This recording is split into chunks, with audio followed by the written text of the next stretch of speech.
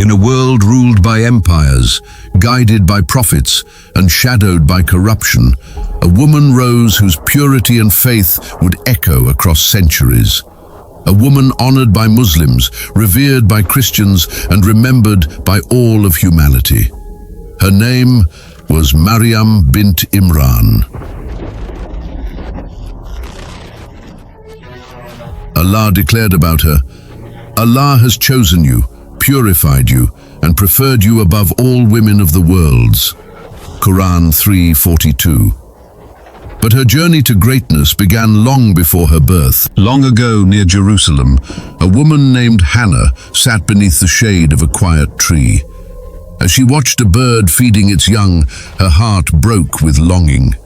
She had no child, no one to hold, no one to love.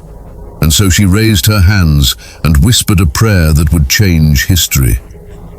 "My Lord, grant me a child, and I will dedicate that child entirely to your worship." Inspired from Quran 3:35. Her husband, Imran, a respected scholar and a descendant of Prophets Suleiman and Dawood, would not live to see that prayer answered. He passed away, leaving Hannah alone and pregnant. When her child was born, she looked upon the infant and said, "I name her Mariam." Quran 3:36. She had hoped for a boy, but God had a plan far greater than any expectation. According to the custom of the time, only sons were dedicated to temple service. Still, Hannah wrapped her newborn daughter and carried her to Masjid al-Aqsa. The scholars of the temple immediately felt something unusual about this child. Each scholar wanted the honor of raising her. To settle the dispute, they agreed on a test. Their pens would be placed into flowing water. The pen that moved against the current would decide who would raise Mariam. And the pen of Prophet Zachariah drifted upstream. God had chosen him to be her guardian. Under his care, Mariam grew quickly, too quickly. Her devotion, her purity, her wisdom, everything about her was extraordinary. A private chamber was built for her inside the temple. No one entered except Zachariah, and whenever he visited her, he found miracles. Fruits that did not belong to the season, summer fruits in winter, winter fruits in summer. Astonished, he asked, "Mariam, from where does this come?" She replied, "It is from Allah. Allah provides to whom He wills without limit." Quran 3:37. Her entire childhood was marked by divine protection and divine preparation. Then came the moment destined to shake the world. Mariam was alone in her chamber, deep in worship, when suddenly she saw a man standing before her. Frightened, she cried out, "I seek refuge in the most merciful from you, if you fear God." Quran 19:18. The stranger spoke gently, yet with a power that filled the room. "I am only a messenger of your Lord, to grant you a pure son." Quran 19:19. It was Angel Gabriel. Mariam, trembling, replied, "How can I have a son when no man has touched me, and I am not unchaste?" Quran 19:20. Jibril answered, "So it will be. Your Lord says, 'This is easy for me.'" Quran 19:21. Historical sources describe how Jibril blew toward her collar, and by the command of God, Mariam conceived. No human involvement, no sin, only a miracle. But miracles come with trials. Whispers began in Jerusalem. Rumors spread like wildfire. Mariam, pregnant, impossible, unbelievable, scandalous. People who once honored Zachariah now distanced themselves. And Mariam, carrying a miracle the world could not understand, left the city. Alone, she traveled into the wilderness. She found refuge near a dried, lifeless palm tree. There, the pains of childbirth struck her. She cried in anguish, "Oh, that I had died before this and been forgotten." Quran 19:23. But God never abandons the ones he chooses. A voice called out to her, "Do not grieve." Quran 19:24. A stream has been created at your feet. Shake the trunk of the palm tree, fresh dates will fall for you. Quran 19:24-25. The barren tree suddenly burst with life.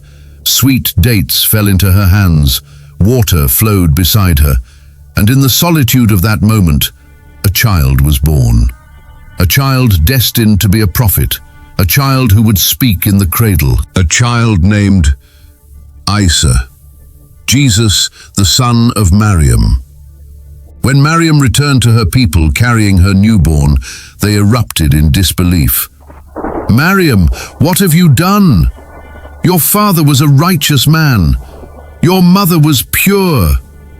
Accusations poured like arrows, but Mariam remained silent as God commanded. She simply pointed to her baby. The people scoffed. "How can we speak to an infant?"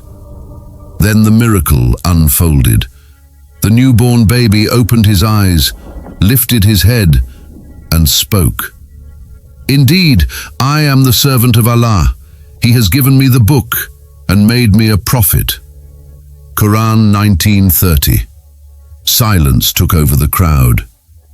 "He made me blessed wherever I may be, and commanded me with prayer and charity as long as I live." Quran 19:31.